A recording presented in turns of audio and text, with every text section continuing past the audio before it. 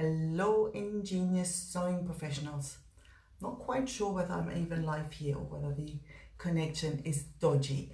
In today's video, I want to talk about clients who keep changing their mind and how to deal with them.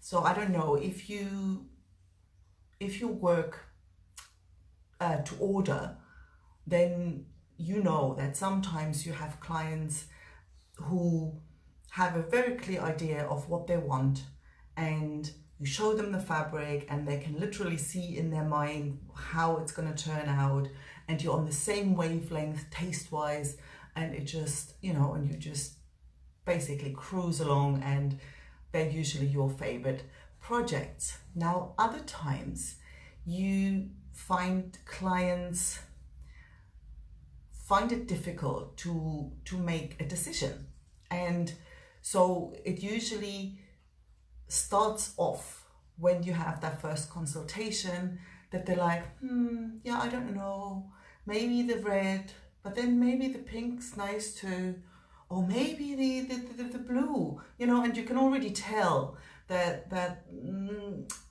not people who are quick to decide. And some of them will look at you for help. Like, some of them will ask for your advice and will be more than happy to have you help them, make that decision. And then there's others who can't decide, but then they don't want you to chime in either. And they are consultations, as you can probably imagine if you haven't experienced them, that they take a lot of time, right? And these are the people where you already know, or you can already guess that when it comes to having fittings, that, hi Lisa, that issue continues. Then, because quite often they can't imagine what it will look like, so you're gonna have to sort of put it on them during the fitting so they can sort of get, and then they'll be, yeah, I don't know, or sometimes it looks as if they're gonna be okay, but then they come back, or an hour later they call you back and say, oh, actually, but my friend said this, and then that's when you then get other people who will plant the seed of concern. Then basically you start all over again. Then the hard worked certainty that you thought they had is usually really fragile, and then all it takes is someone to say, oh, I'm not sure, and then basically they will question everything again. So basically that's bound to happen. The question is how you can deal with it. Now, there's really,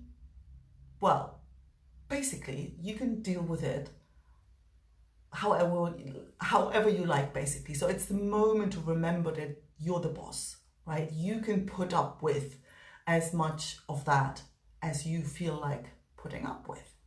And there's a couple of things to remember also, that because it can, like, if you, especially like you're the creative, like you kind of look at the fabric and you sort of awe and you can see it, and it can be really frustrating when somebody's sort of stuffing around for that long and you think you had it all in the bag, and then they start basically unpicking everything again. And that's the moment to remember that that's got nothing to do with you, right? So they're not out there, they're dealing with their own insecurities there.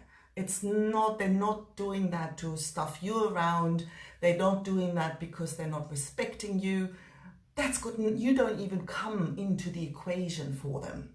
And I'm very certain about that, because I've actually I asked clients. I remember one she tried on, it was like one of those redesigns where they had this really old dress from her mother, beautiful fabric, but not, but a horrible design. And so it was basically take the whole thing apart and make something new out of it based on a photo she'd sent me. So obviously I'll take that photo and use it as an inspiration. And so I'm then putting it away, and I'm not worried about the details, because as soon as we have communicated the idea, the concept, then it's a new creation in my eyes. And then she came along, and it had this lace edging at the top of the, you know, of the waistband basically. And all of a sudden she goes, well, was the wavy edge pointing up or down? And I'm like, I don't know. And why would you care? And so she then frantically, you know, dug in her mobile phone trying to find the photo I had, you couldn't even see. And so she was, and I'm like, why is that important? And why was she so, and I asked her, like, tell me, like, I'm really interested to find out why you get so nervous about getting it exactly as it was in the photo. And she said, I don't want to get it wrong. I'm like, oh, you know, and that opened a whole different conversation, because I'm like, but the thing's yours, you know, like, it's unique for you. What is right or wrong?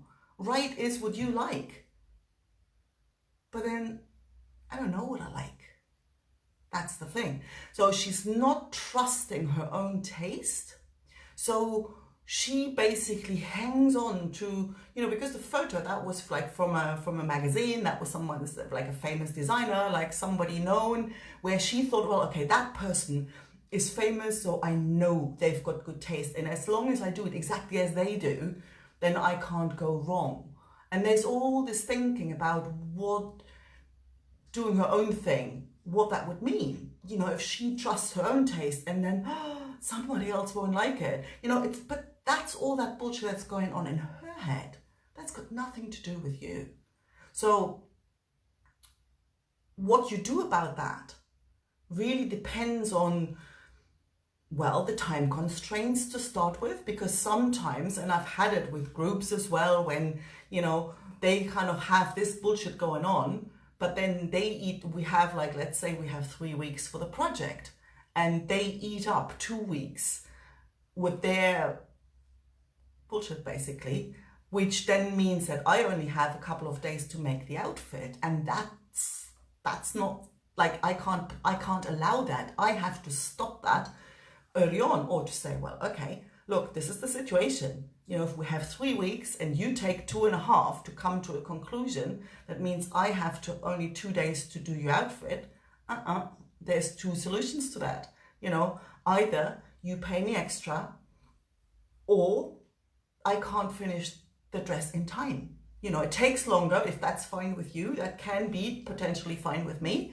But if you have a performance on that day, you know, it's like, if you don't make up your mind by that date, you can't have the dress in time. And that doesn't have to be mean, or you know, you can say it with all the kindness in the world, but that's just the fact. And chances are they'll be like, oh yeah, I hadn't thought of that, you know. And I think that takes a lot of the sort of the awkwardness out of it, because it's easy to go the routes like, oh, you know, she just stuffs me around. You know, most of the time she doesn't. She's just like too absorbed in her own like fears and insecurities and concerns and whatever, that she doesn't even think about, you know, that. And it's your job to point that out. And then she has 2 ways to react to it. Either she goes, oh, I'm sorry, I didn't think of that. Okay, you know, let's just, you know, let it take as long as it takes. Or, well, let's just go with something simple. So I have the skirt, but then let's just like, you know, take a step back for the top, or whatever the thing is. She can be either nice about it, or she can be an arse about it. But if she's an arse about it, then you might want to think about whether you actually want to make something for her again. It could be one of those, you know, that I always said, like, that's one for the blacklist. That means I finish what the thing is, and next time you call me, I'm busy, or I will not make anything for you. Basically, you're fired as a client. And you can say that or not say that, whatever.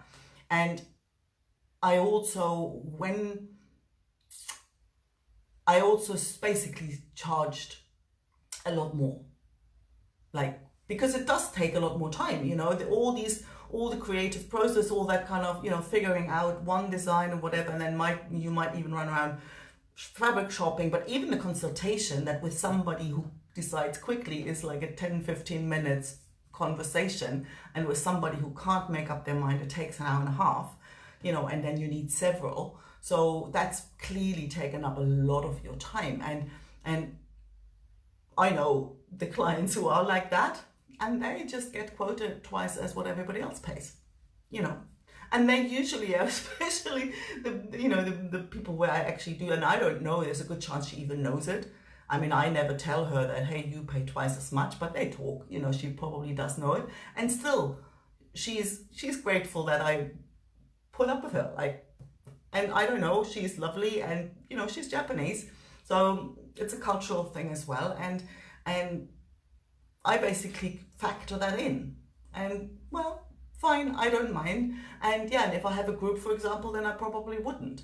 But what I'm saying is, don't hold back from charging more for that, and don't hold back from basically saying what it is without, you know, without taking it personally. Just say, okay, you know, I need this locked in by that date if you want outfit by that date, period. You know, and what you accept or don't accept, that's up to you. They'll try it, and they will, you know, not think of that. So you have to set the rules and make sure your clients know those rules, and if they don't play by your rules, you're free to fire them. So that's it. Let me know what your experience is, and I talk to you again soon. Bye bye.